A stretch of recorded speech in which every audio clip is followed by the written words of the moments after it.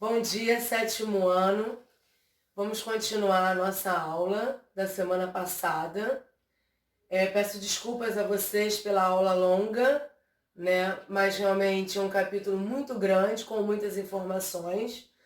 E como nós temos muito conteúdo esse ano, eu não tenho como fazer aulas muito curtinhas para a turma de vocês, o que seria o ideal, né? Fazer aulas de 15 minutinhos a 20. Mas nós temos muito conteúdo esse ano, então realmente não dá para fazer aulas muito curtinhas, inviabiliza isso, tá bom? Mas vamos continuar então. E agora a gente vai falar sobre saúde pública. De saúde, né? Ele orienta a família na residência. Vocês já receberam aquele pessoal da dengue que aparece normalmente assim? Vocês provavelmente não façam muitas coisas em casa eu já passei por situações assim bem desagradáveis, porque eles não marcam para vir, né? Seria o ideal. Eles não marcam. Então eles vêm do nada. Aí é naquele dia que tu tem 1000 coisas para fazer, tá com os 6 fogos do fogão lá ligados, fazendo comida, com hora para sair, com coisa para fazer, roupa para lavar, 1000 coisas, aí aparece aquela criatura sem pressa nenhuma para ensinar, para mostrar, botar o remédio lá nos vasinhos, nas calhas e tudo mais. Mas eles são necessários. Confesso que às vezes eu fico um pouco irritada, porque assim, deveria ter um serviço marcado, né? E não um serviço que aparecesse assim de repente do nada. Mas eu sempre deixo, quer dizer, sempre deixo, agora a gente tem que tomar cuidado, né? Porque tem gente que se disfarça. Mas, enfim, são super úteis, né? Porque eles ensinam, orientam a família com relação à prevenção de uma doença determinada, né? Promoção de condições sanitárias e de assistência nas comunidades, aproximando as instituições de saúde das pessoas. Atribuição dos profissionais de saúde pública. Quando uma epidemia assola uma região. Estudo aprofundado. Avaliação de elementos determinantes da doença. Distribuição dos fatores de risco e a gravidade do caso. Quando é uma determinada região, é uma epidemia. Quando é o mundo inteiro, é uma pandemia, que é o que a gente está vivendo. A gente está vivendo uma pandemia, né? Afetou todo o mundo. Então, na realidade, e gravidade do caso, né? Uma coisa muito grave, por isso, isolamento. Distribuição dos fatores de risco. Eles têm que fazer um estudo para ver, para chegar à conclusão. O isolamento não foi assim, vamos, né? Colocar todo mundo dentro de casa, legal, pá. Não foi assim, tá? Tiveram estudos para poder chegar a essa conclusão do isolamento. Estudos, avaliações, junção de dados e tudo mais, tá bom? A atribuição dos profissionais de saúde pública a propostas de criação de eventos ligados à saúde, com o objetivo de quê? Prevenir, controlar ou até mesmo erradicar a doença. Quando descobre a vacina, gente, que começa a vacinar, a hora que eles descobrirem, eu acho que já estão até desenvolvendo, eu não sei se é verdade. Eu recebi por WhatsApp que eles já estão desenvolvendo essa vacina aí da Covid. Só não sei se é verdade. Só que o problema é que demora, né? Até a vacina ficar pronta para ser utilizada por toda a população, demora, porque ela passa por testes, né? Demanda tempo. As pessoas que forem vacinadas, as pessoas testes, elas têm que esperar para ver se realmente não vão se infectar ou vão se infectar, para ver se a vacina é eficaz ou não. Então, até essa vacina, na realidade, a gente ter acesso a essa vacina, creio eu que pelo menos uns 2 anos. Vamos tentar ser otimista e pensar em 1 ano, mas eu acredito que não. Tá? Vai levar mais de 1 ano. Mas a hora que sair, vale a pena vacinar. Sempre vale a pena vacinar. Combatendo os invasores. Bom, nós temos barreiras naturais, nossa pele, mucosas, secreções como lágrima, saliva, suco gástrico, cera, muco. E nós temos mecanismos de defesa inespecíficos, tá? Que na realidade eles vão fagocitar, eles são células de defesa que fazem o quê? elas englobam o micro-organismo e fagocitam, ingerem, destroem, né? Que não vão engolir o micro-organismo. Elas destroem o micro-organismo, tá? Saem da corrente sanguínea, diapedese é isso. Sai da corrente sanguínea, aqui, ó, neutrófilos e monócitos, que são as células específicas para isso. São células que trabalham diretamente com a diapedese e a fagocitose. Com a entrada de um micro-organismo, eles percebem, eles vão sair da corrente sanguínea e vão para o local que está o micro-organismo. Então, eles vão, englobam o micro-organismo e destroem, tá? E aí a pessoa normalmente tem o quê? Febre, né? Pus. Todo mundo já teve pus, não. Mas muitas pessoas já tiveram, né? A presença de pus em algum local do organismo, né? Externo até, um corte que inflamou, uma coisa assim. Ou se não teve, conhece alguém que teve, né? Pus. A presença do pus. O que é o pus? Na realidade, vou voltar aqui rapidinho, ó. São os neutrófilos, tá? São os neutrófilos que morreram naquela região. Para quê? Para defender o organismo daquele micro-organismo invasor. Que pode ser o quê? Pode ser bactéria, pode ser vírus, pode ser um fungo, pode ser várias coisas, protozoário, tá? Então, na realidade, é isso. São os neutrófilos, parece nojento, né? Ai, pus, fedorento e tal. Mas nada mais é do que um montão de neutrófilos, que são células de defesa, que foram para aquela região tentar defender e morreram. Bom, mecanismos de defesa específico, complexo, antígeno-anticorpo. O que acontece?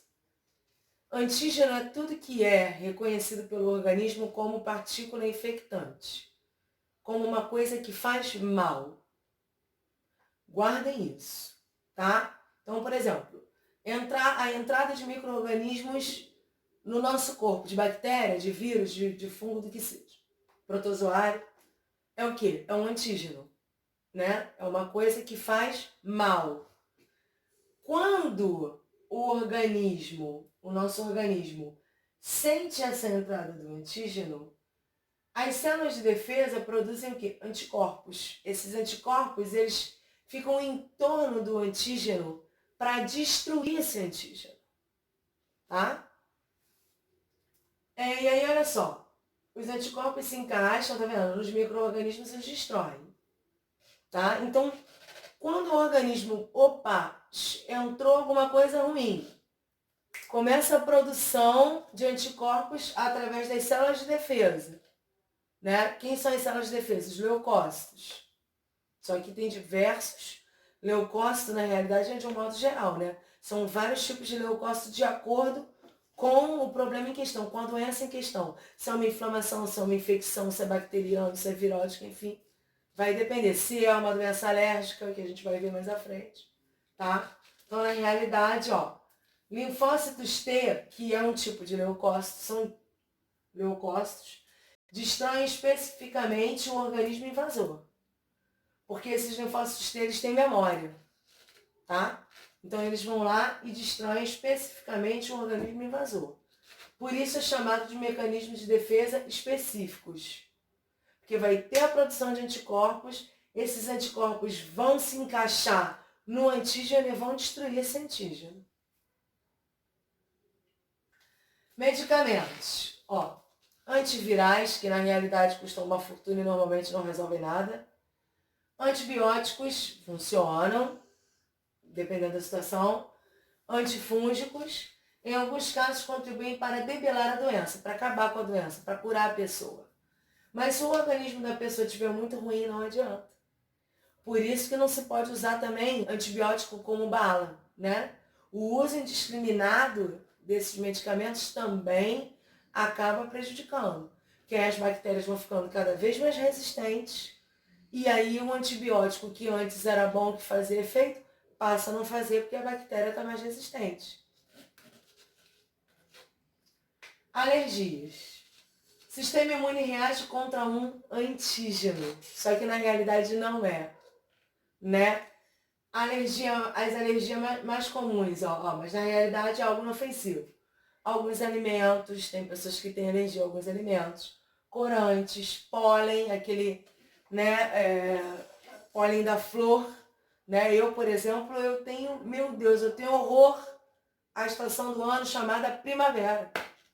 Todo mundo acha bonito, estação das flores, eu sempre fico péssima da bronquite. Por quê? Porque eu tenho alergia a pólen. Então eu tenho horror à primavera, né? Por causa disso. Então eu prefiro, na realidade, a melhor estação do ano para mim é o verão. Eu fico muito melhor de todos os meus problemas respiratórios. É o verão. Primavera e outono para mim são os piores, porque além do, no caso da primavera, o pólen, existe a mudança de tempo. Então de manhã faz sol, né? Faz aquele calor, e de noite normalmente faz o quê? Frio. Essa mudança de tempo para mim também é um veneno. Então também não gosto. Eu gosto que defina o verão ou aquele frio mesmo de lascar. Mas eu ainda me dou melhor no verão. Quer dizer, vai de cada um, tá? Pólen, compostos presentes em medicamentos também, né? Tem pessoas que têm alergia, uma alergia muito comum, por exemplo, é a dipirona. Tem pessoas que têm alergia à dipirona, né? Não podem tomar Novalgina de jeito nenhum. E, na realidade, essas alergias, muitas das vezes, elas são passadas de pai para filho, né? De pai ou de mãe para filho, tá? Tô falando assim, são transmitidas por gerações. Então, às vezes, você tem uma pessoa que tem alergia, por exemplo, a leite, a avó tem alergia a leite e o neto tem alergia a leite. Aí, às vezes, a mãe não tem, nem o pai, né? Mas a avó tem, o neto...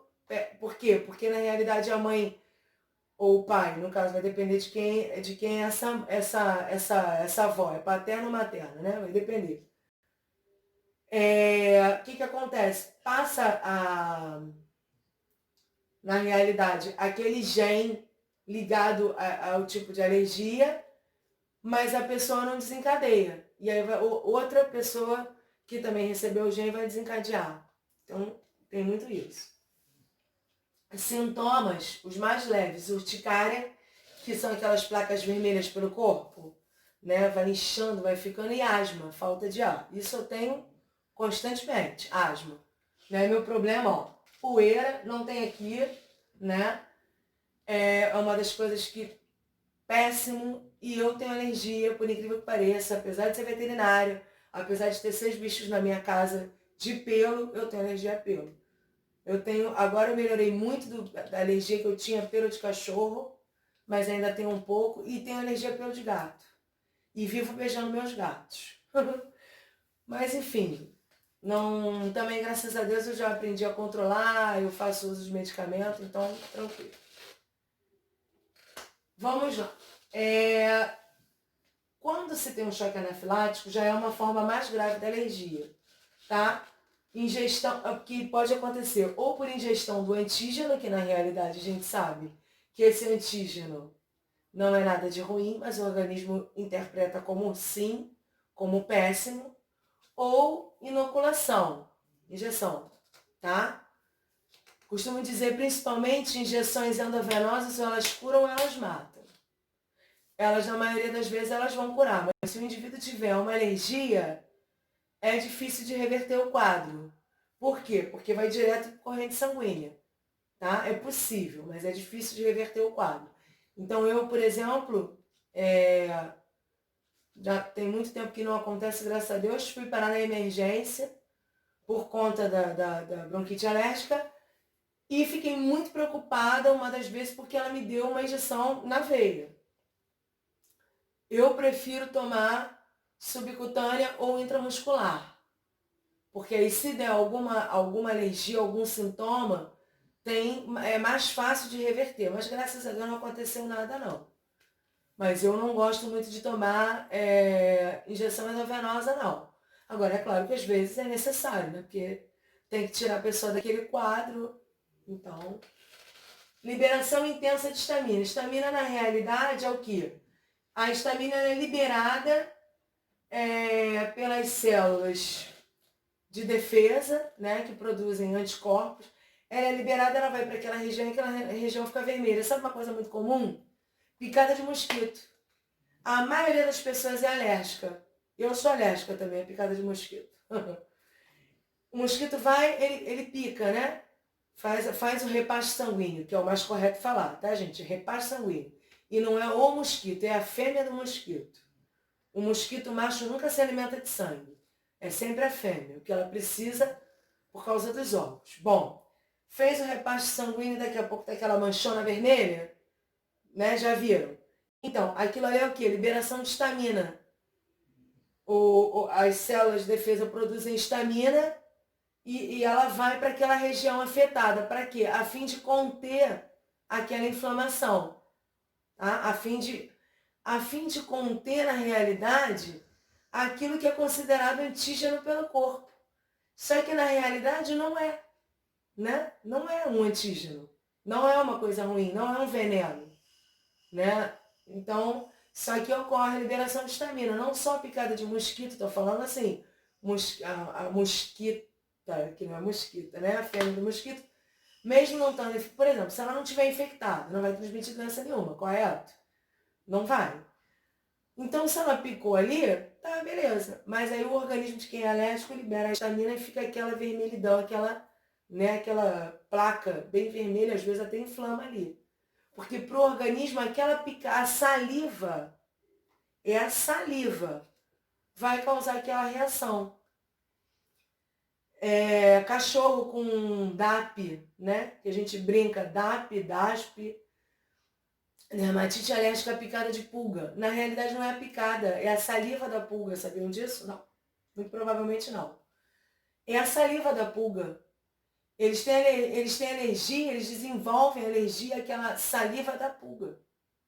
Né? É mais comum com pulga do que com carrapato, mas com carrapato também é possível.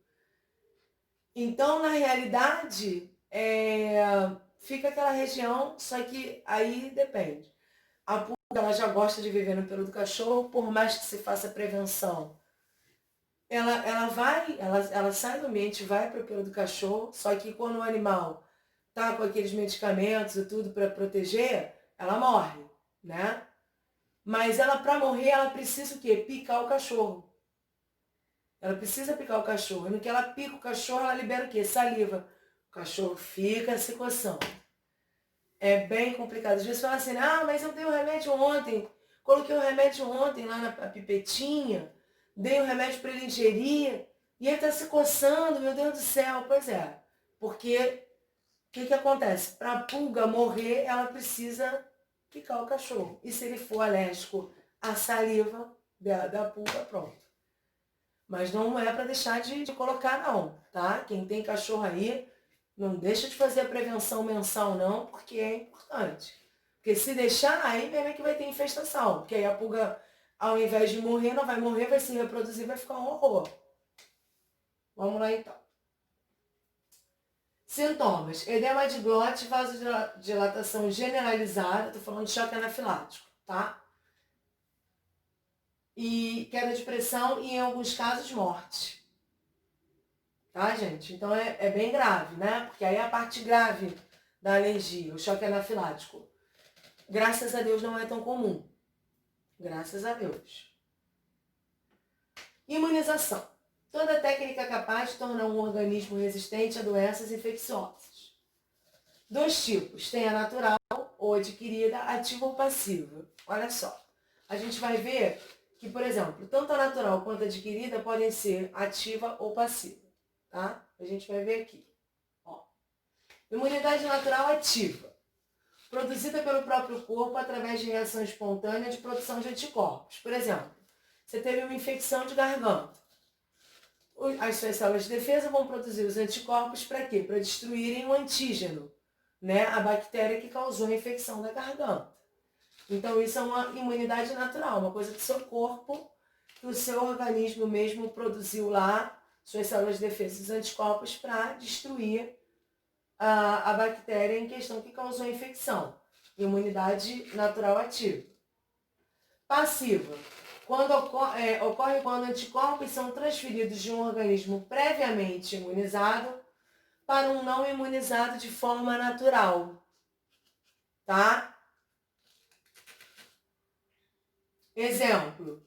O bebê recebe da mãe diversos anticorpos pela placenta durante a gestação e pelo leite materno durante a amamentação.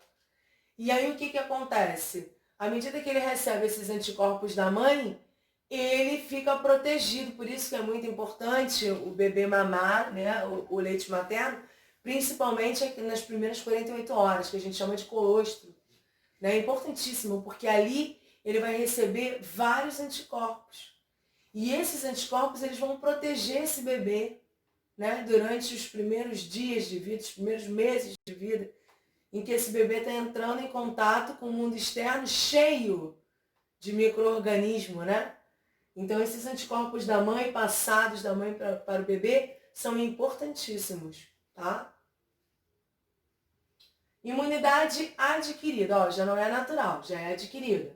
Passiva, efeito temporário, soro. Ativa, efeito duradouro, vacinas. Vou explicar. Uma coisa bem fácil para vocês não esquecerem nunca mais. Lembra que a gente fala assim, é melhor prevenir do que remediar? Então, com a vacina eu consigo prevenir. Com o soro eu vou remediar. Quando é que eu uso soro? Quando o organismo é exposto a algo letal, ou seja, que leva à morte rapidamente, e que não vai dar tempo da vacina estimular o organismo a produzir anticorpos, papapá. O soro ele vai ter os anticorpos prontos. Então, por exemplo, picada de cobra. Tem o soro antiofídico. Ele já tem ali o quê? Ele já tem ali o que vai impedir o efeito do veneno da cobra. Porque o nosso organismo vai interpretar esse veneno da cobra como um antígeno. Tá? Então, na realidade, aplica o soro para quê? O soro já tem os anticorpos prontos. Esses anticorpos vão destruir esse antígeno, que é o veneno da cobra, impedindo que o organismo desenvolva os sintomas, porque leva à morte até, né? Tétano também, né? É uma doença causada por uma bactéria, Clostridium tetani. A gente vai ver com mais detalhes mais para frente. E a pessoa precisa tomar o soro correndo para se livrar, porque o que acontece? O tétano faz com que paralise os músculos que fazem com que a gente engula e respire.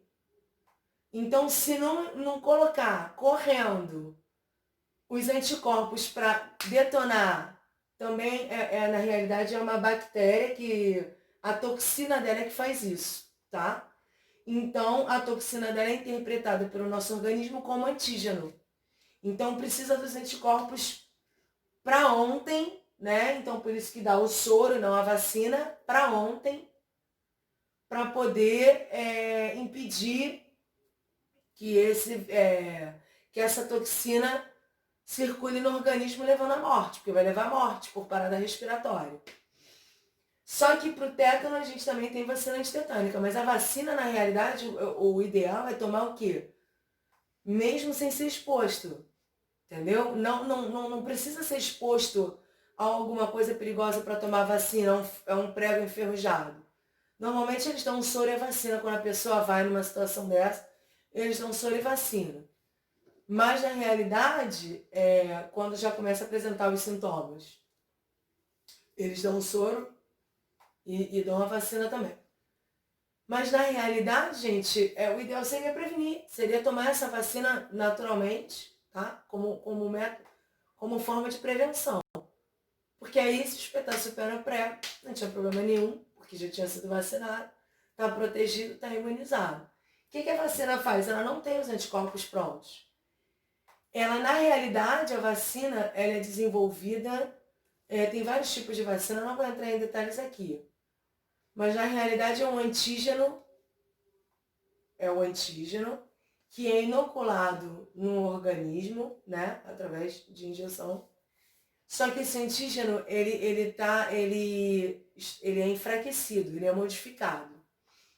Então, na realidade, ele vai fazer com que o organismo produza anticorpos contra ele. As células de defesa, elas têm memória, algumas. Então, o que acontece? Elas vão gravar, como elas têm memória, toda vez que o corpo for exposto a determinada doença que tenha esse tipo de antígeno, já vai ter a produção dos anticorpos específicos para detonarem o antígeno. Então, na realidade, a vacina ela estimula o nosso corpo a produzir os anticorpos para proteger contra a doença. Só que esses anticorpos ficam, entendeu? Eles vão ser sempre que a pessoa, por exemplo, BCG, previne contra a tuberculose, certo? Quando a criança vai lá e toma BCG, o que o organismo da criança faz? É um antígeno modificado, a vacina, tá? Não vai causar tuberculose. Mas tem a capacidade de fazer com que o organismo produza anticorpos contra esse antígeno. À medida que o organismo produz anticorpos contra esse antígeno, essas células de defesa que produziram esses anticorpos, elas têm memória.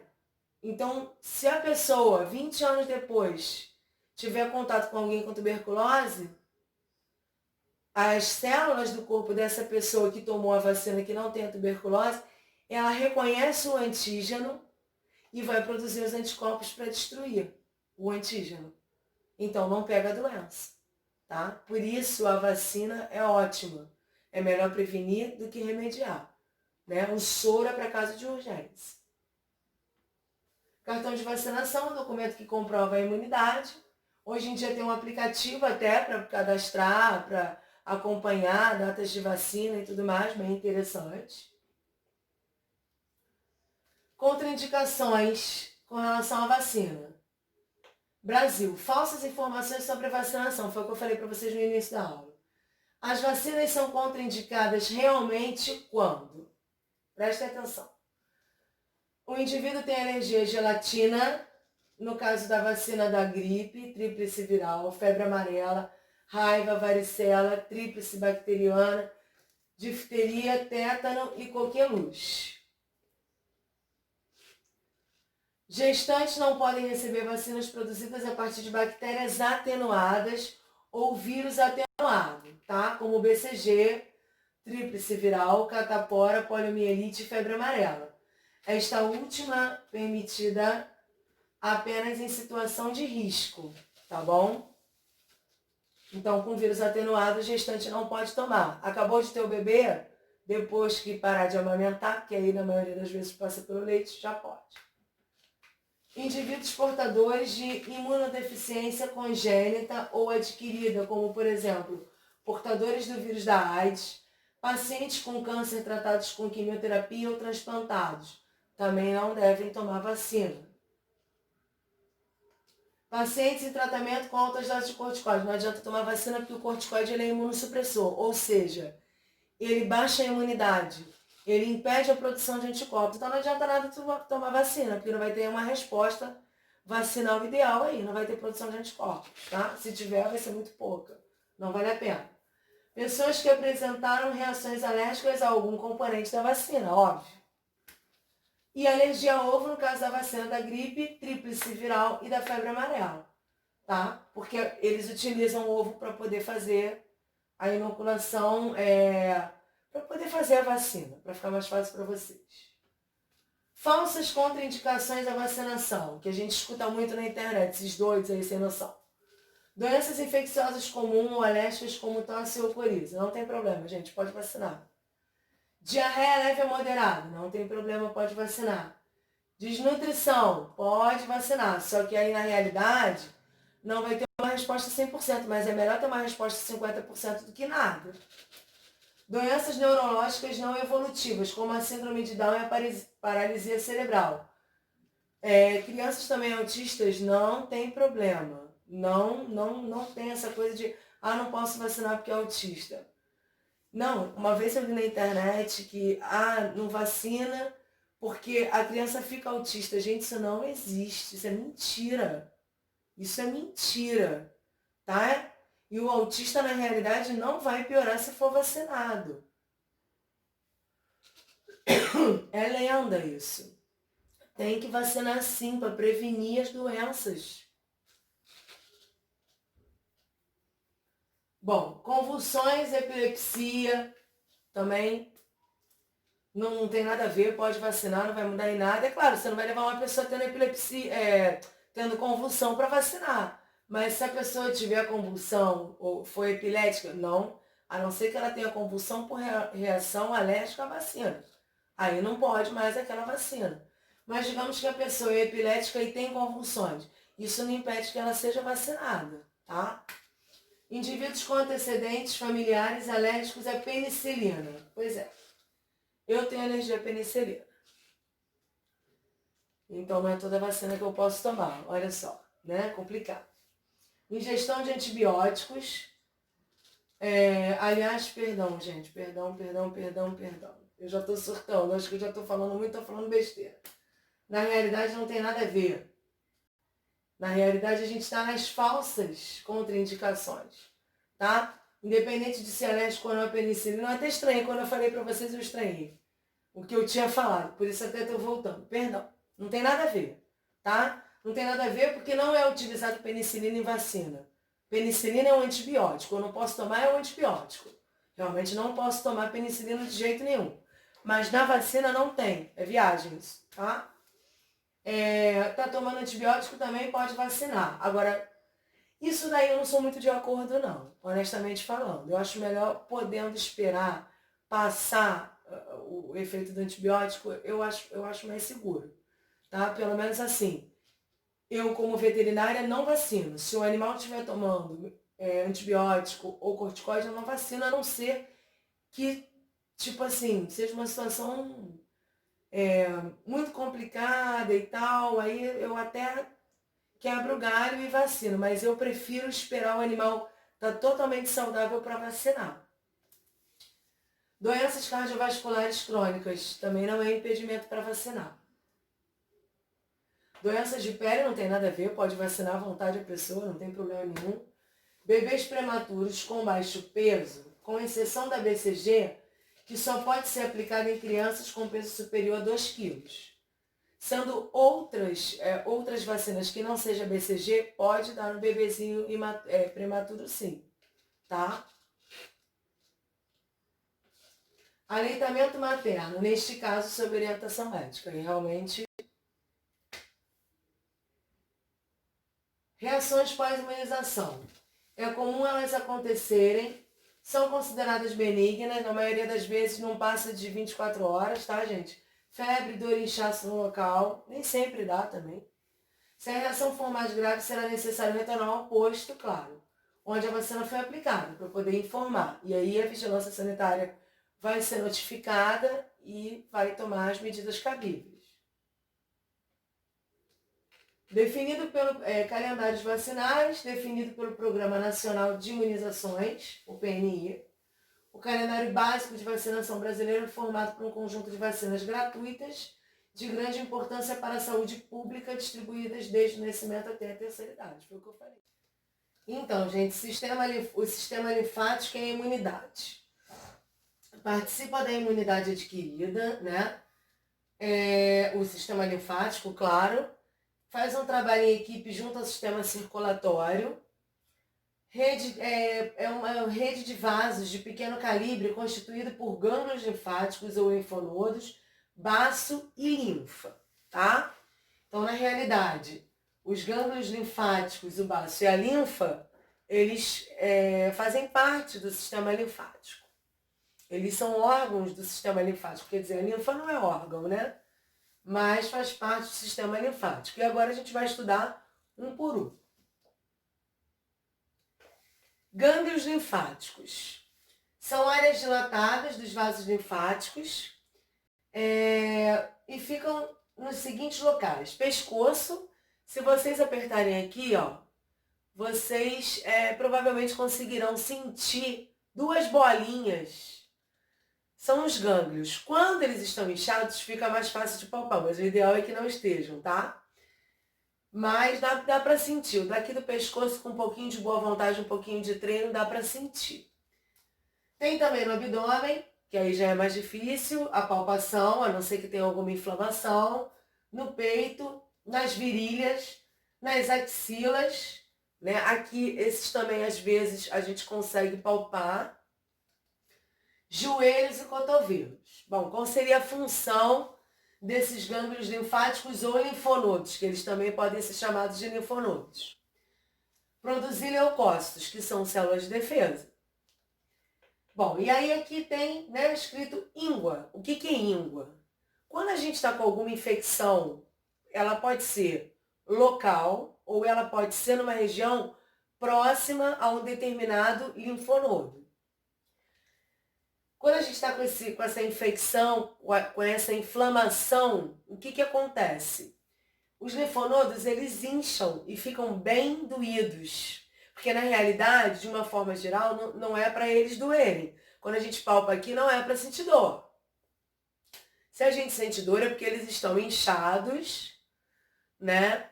E estão indicando que alguma coisa não está legal próxima a essa região. Por exemplo, uma dor de garganta vai fazer com que esses linfonodos daqui inchem. Dor de ouvido, dor de dente, tudo isso pode fazer, tá? E a gente chama de íngua, né? Cabelo inflamado na virilha, que às vezes a coisa fica horrível, fica bem inflamada, bem dolorosa, aumenta de tamanho. O linfonodo daquela região, ele também vai aumentar de tamanho, também vai ficar doloroso a palpação, que a gente chama. Quando palpa, sente a dor. Com relação ao baço, ele é uma concentração maciça de gânglios em contato direto com a circulação sanguínea e se localiza do lado esquerdo do abdômen atrás do estômago, tá? Tem como características o formato ovoide e a cor arroxeada e tem como funções. Bom, ele filtra a linfa. A gente vai ver que a linfa, ela também é um líquido viscoso, tá? Só que rico em gordura. Não é o mesmo que sangue. Linfa não é a mesma coisa que sangue. É claro que ela tem comunicação direta, né, com o sangue, mas não é a mesma coisa, tá? Hemocaterese, o que seria isso? Destruição de hemácias velhas. A gente não fica com as mesmas hemácias a vida inteira. A gente, o tempo inteiro ocorre produção de hemácias e as hemácias velhas vão sendo destruídas e substituídas por hemácias novas. Elimina os antígenos, ou seja, não deixa os antígenos ficarem circulando no organismo, vai eliminar, vai direcionar para onde tem que ser, tá? Fabrica hemácias e leucócitos, né? Então ela fabrica tanto as hemácias, que são os glóbulos vermelhos, como os leucócitos, que são os glóbulos brancos, tá? Interfere na formação, eu falei ela, né? Ele, tá? Interfere na formação dos pigmentos sanguíneos. Bom, o que acontece? O baço, ele trabalha em conjunto com o fígado. O fígado, ele é produtor de bilirrubina, que dá aquela coloração esverdeada na bile, né? O que acontece? Quando junta a bilirrubina com o ferro, forma a coloração vermelhinha da hemácia, tá? E o baço, ele interfere nessa pigmentação, por quê? Porque se ele é um produtor de hemácias, se tem alguma coisa que não está legal no organismo, se tem alguma infecção, o que vai acontecer? Ele vai interferir, essas hemácias não vão sair como devem, né? Sair em alguns casos. Além disso, como ele trabalha em conjunto com o fígado, quando o fígado também não está bom, não está saudável, o baço, ele também é um grande indicativo disso, né? Não sei se vocês já viram, já ouviram, ultrassonografia abdominal exploratória, eles fazem a ultra e eles examinam na ultra o fígado e o baço. Outros órgãos também. Mas para quê? Para poder fazer uma comparação. Se a disfunção é hepática ou se a disfunção está relacionada ao quê? Ao sistema imune, né? Ao baço. Se existe alguma infecção. Tá? E aí é um facilitador para identificar onde está a infecção.